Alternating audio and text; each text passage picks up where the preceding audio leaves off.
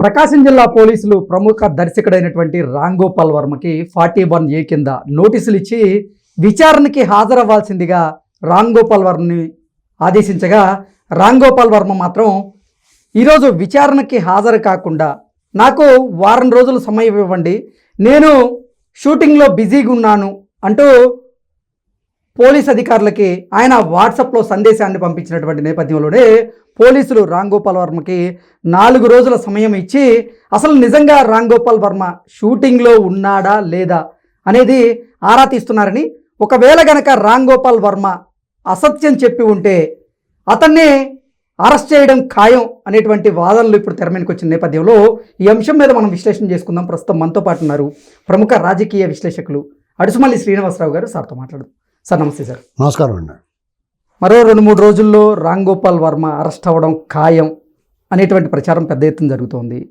పోలీసులు 41A కింద నోటీసులు ఇచ్చి ఈరోజు విచారణకు హాజరుగమ్మని కోరగా రామ్ గోపాల్ వర్మ తాను షూటింగ్లో బిజీగా ఉన్నాను, నాకు వారం రోజులు ఇవ్వండి అంటూ ఆయన వాట్సాప్ సందేశం పంపడం. ఇప్పుడు పోలీసులు కూడా రామ్ గోపాల్ వర్మకి 4 రోజుల సమయాన్ని ఇచ్చి అసలు ఇతను నిజం చెప్పారా లేదా అబద్ధం చెప్పారా అనేది ఆరా తీసేటువంటి పనిలో బిజీగా ఉన్నారని, ఒకవేళ అసత్యం కనుక చెప్పుంటే అరెస్ట్ చేసేందుకు రంగం సిద్ధం చేస్తున్నట్లుగా కొన్ని వార్తలు వస్తూ ఉన్నాయి. దీని మీద మీ విశ్లేషణ ఏంటి? ఇప్పుడు రామ్ గోపాల్ వర్మ అనేటువంటి వ్యక్తి సినీ పరిశ్రమలో అనుకోకుండా వెలుగులోకి వచ్చిన వ్యక్తి. 89లో శివ సినిమాతో అతను ఒకసారి ట్రెండ్ సెట్టర్గా మారాడు. అందంగా సినిమాలు తీసుకుంటా, కొత్త కొత్త ఆలోచనలతో సినిమా తీసుకుంటే కొన్నాళ్ళు నిలబడతారు. ఆ బుర్రలో గుజ్జు అయిపోయిన తర్వాత పనికి మంది సినిమాలు వస్తాయి. తర్వాత ఎవరో ఒకళ్ళు అతని బ్రాండ్ ఇమేజ్ని వాడుకోవడానికి ఎవరో ఒకళ్ళు డబ్బులు పట్టి రావడం, ఇతని పేరు వేసుకోవడం, ఏదో సినిమా చుట్టేసి రకరకాల సినిమాలు తీసి పెంట చేసి పడేసాడు. నిజంగానే కొన్ని సినిమాలు మంచి సినిమాలు తీసాడు అతను. అయితే ఇక్కడ ఏంటంటే అతనిలో కూడా ఒక పైశాచిక ప్రవృత్తి ఉంది. ఓకే. అతని ఈ సమాజాన్ని అతను చూసే కోణం డిఫరెంట్గా ఉంది. తనను తాను ఏ రకంగా ఊహించుకుంటాడో తెలియదు, కానీ ఒక వికృత పోకడలకి తెరదీశాడు అతను. దురదృష్టం ఏంటంటే అతను అభిమానించే వాళ్ళు ఉన్నారు చాలామంది సినిమా పరిశ్రమలో. ఎందుకంటే అతను శిష్యులుగానో లేకపోతే అతనితోటి కలిసి పనిచేసి అతను అవకాశం ఇచ్చాడేనో, లేకపోతే అతని మెంటాలిటీ చాలా మంచిదని చెప్పి వాళ్ళు ఉన్నారు. ఇంకా మరి కావాలని అతను బయట ఎలా మాట్లాడుతున్నాడా, తన మిత్రుల దగ్గర చాలా బాగానే ఉంటాడా అనేటువంటిది ఒక సందేహం. మనకు అతనితో ప్రత్యక్షంగా పరిచయం లేదు కాబట్టి. కానీ బయట అతన్ని మాధ్యమాల్లో చూసినప్పుడు అతని వ్యాఖ్యలు కానీ అతని ఇంటర్వ్యూలు కానీ ఇవన్నీ చూస్తుంటే కనుక ఇతను బయట తిరగనివ్వకూడదు, ఎవరికన్నా చూపించండిరా అనేటువంటి లాగానే ఉంటాడు అతను. ఓకే. ఎందుకంటే ఒక మనిషికి ఖచ్చితంగా చింతకు చిగురందం, మనిషికి పొగరందం, అహంకారం, అలంకారం, ఇది కొంత పరిమితి వరకు ఓకే అండి. నేను అనేటువంటిది డెఫినెట్గా ఉండాలి. అహం బ్రహ్మస్మి అంటారు. అది పరిమితి దాటిన తర్వాత ఏదైనా సరే పరిమితి లోపల ఉన్నప్పుడు ఏదైనా అందం, తెలుపు అందం మనిషికి తెల్లగా ఈ బోర్డులో ఉందనుకోండి, డోకొచ్చేది మీ ముట్టుకోబుద్ది, ఇది అంతే కదా, మగోడైనా ఆడవాళ్ళైనా. తెలుపు అనేటువంటిది ఒక అందం, మంచి కలర్ ఉన్నాళ్ళు అంటారు. ఆ తెలుపు మరీ తెల్లగా ఏంటి బోర్డు, ఇది థర్మాకోల్ బోర్డులో తెల్లగా ఉండడం ముట్టుకోబుద్ది వద్దా, ఎవరికన్నా లేదు, ముద్దెట్టుకోబుద్ది వద్దా.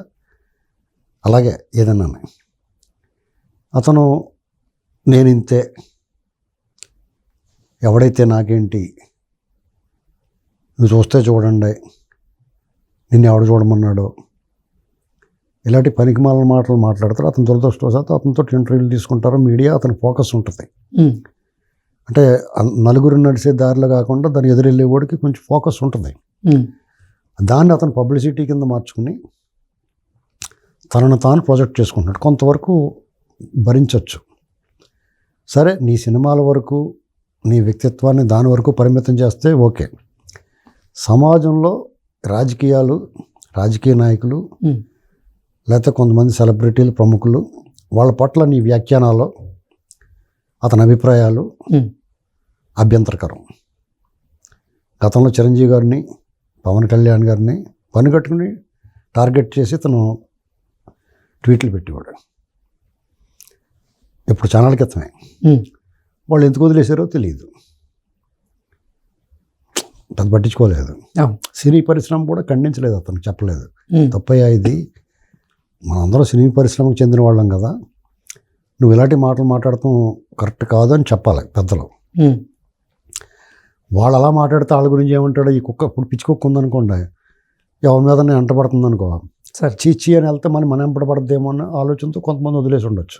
ఓకే, ముదిరి అదేమైంది, గతంలో 6-7 ఏళ్ల క్రితం పవన్ కళ్యాణ్ గారికి మీద ఈ శ్రీరెడ్డి లేకపోతే కత్తి మహేష్ ఇలాంటి వాళ్ళందరూ ఎగబడి ఇష్టమైనట్టు చేస్తున్నప్పుడు వాళ్ళకి మద్దతుగా నిలబడ్డాడు. ఇతను వెనకాల నుండి డైరెక్ట్ చేసాడు, అలా తిట్టండి ఇలా తిట్టండి అని చెప్పి డైరెక్ట్గా అమ్మాయి చెప్పింది.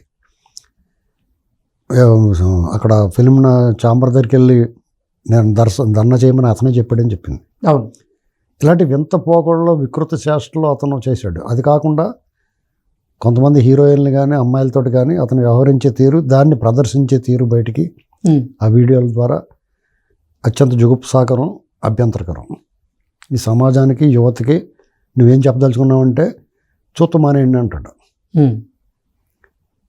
అతని వైపు నుంచి నేను ఎవడు చూడమన్నాడు అంటాడు సమాధానం. ఇలాగా దానికి ఎవరికి దగ్గర సమాధానం ఉండదు. దానికి ఎవరన్నా ఏంటండి ఇది అభ్యంతరకరంగా ఉన్నాయంటే నిన్ను ఎవడు చూడమన్నాడు, నిన్ను రమ్మనలేదని నీ కోపమా, ఈ టైప్ మాటలు మాట్లాడుతున్నాడు. ఆడవాళ్ళు ఎవరన్నా అంటే కూడా ఇంకో స్టెప్ ముందుకేసి చంద్రబాబు నాయుడు గారిని, పవన్ కళ్యాణ్ గారిని, లోకేష్ గారిని, బాలకృష్ణ గారిని ఎవరిని పడితే వాళ్ళని ఇష్టం అన్నట్టు కామెంట్ చేయడం మాట్లాడు. లక్ష్మీ ఎన్టీఆర్ అని సినిమా తీసాడు సార్, అందులో లక్ష్మీ భారతిని పరమ పతివ్రతలో చూపించాడు. అంటే ఆవిడ ఎన్టీఆర్కి ఎవరు కూడెట్టకపోతే అది వచ్చి కూడిపెట్టినట్టు అక్కడే చెప్పు తీసుకోవటాల. ఎన్టీ రామారావు ఆయన చరిత్ర ఏంటి, ఆయన ఏంటి, ఆయన కూడు పెట్టలేదు ఎవరున్నా, ఏంటండి అది, ఇదేదో బాగా చూసినట్టు నా స్వామి అంట ఈ మోక్షానుభూతులు కాల్చుకుని బ్యాచ్ ఏంటండి సార్ హైలైట్ చేస్తా వీళ్ళని కించపరుస్తారు కుటుంబాన్ని, వాళ్ళు ఏదో ఈయన పట్టించుకున్నట్టు రామారావు గారిని వదిలేసినట్టు గాలికి. తర్వాత తెలుగుదేశం పార్టీ ఓడిపోయిన తర్వాత 2019 తర్వాత కమ్మరాజ్యంలో కడప బిడ్డలంట. ఏంటండి అది, అంటే నువ్వు కులాలు ఏంటి, కమ్మరాజ్యం ఏంటి, కమ్మాలకైనా రాజ్యం ఉంది ఇక్కడ. ఇది అసలు నువ్వు ఎవరి మధ్య విభేదాలు, ఇప్పుడు సపోజు కమ్మరాజ్యంలో కడప బిడ్డలు ఏటరా బొచ్చిగా అని ఎవరిని తిట్టడంకో, అసలు ఈ ఇష్యూతో సంబంధం లేకుండా ఉన్న కమ్మారికి రెడ్లకి మధ్య గొడవ కింద ఉంటుంది. నీకు పనేటి, పోనీ నేను ఏదైనా తిడదామంటే రాజులు అంటే ఈ కులాల వారీగా విభజించేసి ప్రతిదాన్ని కులం కోణంలో చూడడం మొదలెట్టిన ఉన్న పరిస్థితుల్లో ఎవరన్నా మాలాటోళ్ళు గబక్కని అంటే బుద్ధి లేదా నీకు, ఏం జన్మెత్తావు నువ్వు అని అడగడానికి కూడా లేకుండా ఒక రకమైన సెన్సిటివ్ మోడ్లోకి వెళ్ళిపోయింది అంతా. ఇలాంటి పరిస్థితుల్లో ఇతను రెచ్చిపోతూ ఉన్నాడు. ఇప్పుడు ఇతను వ్యాఖ్యలు చేయొచ్చు, విమర్శ చేయొచ్చు, ఎవరినైనా సరే పరిపాలన బాగోకపోయినా లేకపోతే రాజకీయ నాయకులు కొంతవరకు పరిధి దాటకుండా కొన్ని విమర్శలు చేయొచ్చు. ఇతను మరీ ఫోటోలు మార్పింగ్ చేసి, వ్యూహం అనే సినిమాకి ఫోటోలు మార్పింగ్ చేసి అసలు వాళ్ళెవరో చేసిన దాన్ని ఇతను షేర్ చేసి నువ్వేం చెప్పదలుచుకున్నావు వాళ్ళకి కించపరచడం కాదా, నువ్వు ఒక స్థాయిలో ఉన్నావు. ఇప్పుడు గాలి ముండా కొడుకు రోడ్డు మీద తిరిగి పోరంబోకి ఎవడన్నా ఏదైనా చేశాడంటే దానికి ఒక యాప్ట్ ఉంటుంది, అక్కడ పోరంబోకి అది అలా తిరుగుతాడని. నువ్వు పోరంబోకివే, సినీ పరిశ్రమకు సంబంధించి నువ్వు పరమ పోరంబోకివే. నీకున్న స్థాయిని నీకు ఇచ్చిన ప్రజలు ఇచ్చిన నిన్ను ఆదరించిన దానికి, నేను గౌరవించిన దానికి నీ స్థాయి తగ్గి చాలా గలీజ్గా వ్యవహరిస్తున్నావు. ఆడవాళ్ళ పట్ల నీ అభిప్రాయం కానీ, నువ్వు కొన్ని బయట మాట్లాడడం కానీ చాలా జుగుప్సాకరంగా చేస్తాడు ఇతను. అన్నిటికన్నా సరే కులం గురించి మాట్లాడదాం. జగన్మోహన్ రెడ్డి నీకు ఏ రకంగా నచ్చాడు అంటే, డబ్బులు తీసుకుంటే నువ్వు పెంటదనమంటే తింటావా డబ్బులు ఇస్తే, అంతే కదా. అతను డబ్బులు ఇచ్చి ఉంటాడు, నీకు డబ్బులు అవసరం, నీ చేత సినిమా తీయించుకున్నాడు, ఒక నిర్మాత నీతో సినిమా ఎలా తీయించుకుంటాడో అలాగే నీ చేత ఇవన్నీ చేయించారని అనుకుందాం. వాళ్ళు డబ్బులు ఇస్తే పెంట తింటావు నువ్వు, నేను ఇస్తాను రా డబ్బు, పచ్చిగా ఉన్నా తీసి పెడతాను, ప్లేట్లో తిను, డబ్బులు ఇస్తాను అంటే నువ్వు అసలు మనిషిని మెత్తలేదా? ఇప్పుడు అతనికి కేసు పెట్టారు. సార్ అతను కేసు పెట్టి అతన్ని అసలు 4 రోజులు టైం ఇవ్వటం తప్పలది. ముందు నోరు మూసుకుని రారా అని చెప్పాలి. నువ్వు ఏ రకంగా గొప్పవాడివి, అన్నీ మూసుకుని వచ్చి విచారణకు హాజరవ్వు అని చెప్పాలా. నువ్వు ఈ చంద్రబాబు నాయుడు గారు, పవన్ కళ్యాణ్ గారు, లోకేష్ గారు ఫోటోలు మార్పింగ్ చేసి నువ్వు నీ వాల్ మీద ట్వీట్లు పెట్టావంటే నీకున్న అప్పటి వరకు ఉన్న నీ స్టేటస్, నీకు సెలబ్రిటీ స్టేటస్, ప్రివిలేజెస్ అన్నీ కూడా రద్దు అయిపోయినట్టు ఆటోమేటిక్గా. నువ్వు చాలా దిగజారిపోయి ఒక సైకో బ్యాచ్, పేటీఎం బ్యాచ్ కన్నా అధ్వానంగా తయారైనట్టు. ఒక పేటీఎం బ్యాచ్ 5 రూపాయల కోసం పెట్టినోడు కంటే నువ్వు దిగజారిపోయినట్టు లెక్క. వాడు 5 రూపాయల కోసం పెట్టాడు, వాడు కడుపు కోసం పెట్టాడు. నువ్వు దేనికోసం పెట్టావు? కొంతమంది కొన్ని పనులు వాళ్ళు చేయకూడదు. అదే పని వేరే వాడు చేసిన దానికి కొంత ఒప్పుకోవచ్చు, కానీ నువ్వు నిన్ను అసలు ఒప్పుకోకూడదు. నువ్వు ఒక్కళ్ళే కదా ఈ నోటికి వచ్చినట్టు మాట్లాడి ఎవరిని పడితే వాళ్ళని ఇష్టమైనట్టు మాట్లాడతావు. కాబట్టి అతను తీసుకెళ్ళి, ఇప్పటికే లేట్ అయింది అతను మీద కేసులు పెట్టడం.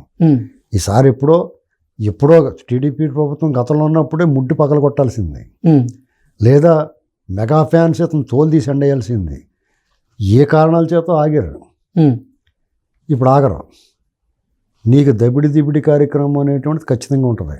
ఓకే, అది పోలీసులు చేస్తారా లేకపోతే ఎవరు చేస్తారో, విచారణ అందంగా సాఫ్ట్గా చేస్తారా, రాడ్ బెండింగ్ చేస్తారా అనేటువంటిది చూడాలి. పోలీసులు కనుక ఇతను రాడ్ బెండింగ్ చేస్తే శబాష్ పోలీస్ అనొచ్చు. ఓకే, ఎందుకంటే ఇతని స్టేటస్ చూసి, ఇతను బల్లికొళ్ళు చూసి వదిలేస్తే మనం ఏం చేయలేం. అది చాలా అన్యాయం చేసినట్టు. ఓకే, వాళ్ళ డ్యూటీ వాళ్ళు చేయనట్టు. ఇతను తీసుకెళ్ళి డ్రాయర్తో కూర్చోబెడితే ఆ ఫోటోలు బయట రిలీజ్ చేయాలి. ఓకే, ఓ మాల్ కూర్చుని పోలీసులు. ఎందుకంటే అది చూసిన తర్వాత ఇంకొకడు ఎవడో, నేను సెలబ్రిటీని కదా, నేనేం మాట్లాడినా చెల్తుంది, నేను ఏదైనా వ్యాఖ్యానించవచ్చు అనుకున్న వాడు ఎవడైనా సరే ఒళ్ళు దగ్గర పెట్టుకుని మాట్లాడతాడు. ఓకే, మనం మాట్లాడలేమా, మన ఇష్టమైనట్టు ఎవరిని పడతాడని? తప్పు కదా అది. నువ్వు సమాజంలో నీకు ఒక స్థాయి ఉంది, నువ్వు ప్రజలకు చిరపరిచితుడివి, నువ్వు మాట్లాడితే ఏంటని ఆసక్తిగా చూస్తారో, నీకు డెఫినెట్గా ఫాలోయింగ్ ఉంది. నువ్వు వాళ్ళందరూ తప్పుడు దారిలో నీ తప్పుడు సందేశాలు ఇస్తుంటే అది నేరం కదా, పెద్ద నేరం. ఇప్పుడు మీరు నేను మాట్లాడిన దానికంటే అతనికి ఎక్కువ ప్రభావం చూపిస్తే అతను మాట్లాడింది, కాబట్టి అది చాలా పెద్ద నేరం. ఎగ్జాక్ట్లీ. కాబట్టి అతన్ని అసలు సమయం ఇవ్వకూడదు. ఒకవేళ షూటింగ్ ఇప్పుడు కోర్టుకు వెళ్ళాడు, నేను స్క్వాష్కి వెళ్ళాడు, కొట్టేండి కేసు అన్నట్టుగా, ఎవరు మోసం కలవాయా, నువ్వు అలా కొడతాం కుదరదు అన్నారు. సరే అయితే పోలీసు వాళ్ళు నన్ను అరెస్ట్ చేయకుండా చూడమని, అదేదో వాళ్ళతో మాట్లాడుకోమన్నారు. కరెక్ట్గా చెప్పారు వాళ్ళు. అంతే కదా, నీ కేసు ఎవరు పెట్టారు వాళ్ళ దగ్గరికి వెళ్ళి మాట్లాడుకో, నాకు సమయం ఇవ్వమని అడిగాడు. 4 రోజులు టైం ఇచ్చారు. నువ్వు నిజంగా షూటింగ్లో ఉన్నావా లేదా అని చూసుకుంటారు డెఫినెట్గానే. నీ ముఖానికి షూటింగ్లో ఏమంటాయి, నువ్వు అసలు నువ్వు ఏ పని చేస్తున్నావు, నువ్వు చాలా ఖాళీగా కూర్చొని ఉన్నావు. అది నీకు ఏం చేయాలో పాలు పోకుండా తిరుగుతున్నావు నువ్వు. ఇప్పుడు షూటింగ్ లేకుండా కనుక నిజంగా అసత్యం చెప్పుంటే రామ్ గోపాల్ వర్మ పరిస్థితి ఏంటి సార్? పరిస్థితి ఇప్పుడు అతనికి ఒక స్టేటస్ ఏడ్చింది కదండి. అతనికి ఎవరో ఒకళ్ళు పరిచయస్తులు ఉంటారో, ఎవరో ఒకళ్ళు పెద్ద స్థాయిలో ఉంటారో, వాళ్ళు చెప్తారు మాట. ఓకే, చూడనట్టు టైం ఇవ్వండి అని చెప్తారు, రికమెండేషన్ చేసేస్తారు. ఎందుకంటే వాళ్ళకి నొప్పి లేదు కదా, రికమెండేషన్ చేసి వాళ్ళకి నొప్పి ఉండదు, వాళ్ళు ఏం అనలేదు కదా అని. ఎవరికి నొప్పి ఉంటే వాళ్ళు ఏమైనా జనం రామ్ గోపాల్ వర్మకి కోటింగ్ ఇవ్వాలని కోరుకుంటున్నారు. ఓకే, పోలీసులు తనదైన స్టైల్లో ఇతను ట్రీట్ చేయాలని కోరుకుంటున్నారు. అతను బలుపు తగ్గి చాలా క్రమశిక్షణతో వ్యవహరించాలి, అలా చెయ్యాలి. పోలీసులు అతను దారిలో పెట్టాలని కోరుకుంటున్నారు. వాళ్ళ అమ్మ పెట్టలేకపోయింది, వాళ్ళ ఆవిడ పెట్టలేకపోయింది, వాళ్ళ పిల్లలు పెట్టలేకపోరు, అతని సహచరులు దారిలో పెట్టలేకపోయారు, అతని నిర్మాతలు అతని దారిలో పెట్టలేకపోయారు. ప్రేక్షకులు కూడా అతను ఏమి, ప్రేక్షకులు సినిమా చుట్టూ మానేస్తే కొంతమంది డైరెక్ట్లు మార్చుకుంటారు, బాబు మనం చూడలేదురా బాబు ఫేడ్ అవుట్ అవుతారు. వీళ్ళు ఎవరు ఏం చేయలేకపోయారు. ఆ సువర్ణ అవకాశం కూటమి ప్రభుత్వానికి, ఆంధ్రప్రదేశ్ పోలీస్కి ఆ అవకాశం వచ్చింది. మీరు ఇతను ఇప్పుడు పుల్ల వంకర పొయ్యి తీరుస్తుంది అంటారు. వంకర పుల్ల ఉందనుకోండి, పొయ్యిలో పెట్టిన వెంటనే ఒకలాగే కాలిపోతే సాఫ్ అయిపోద్ది. అలాగే ఇతని వంకర ఈ పోలీసులు తీర్చాలి. ఓకే, సాఫ్ చేయాలి. సాఫ్ చేసి మళ్ళీ నోరిప్తే మొహం 3 మొఖాలు అయిపోద్దని చెప్పాలి. Okay, okay sir, thank you so much.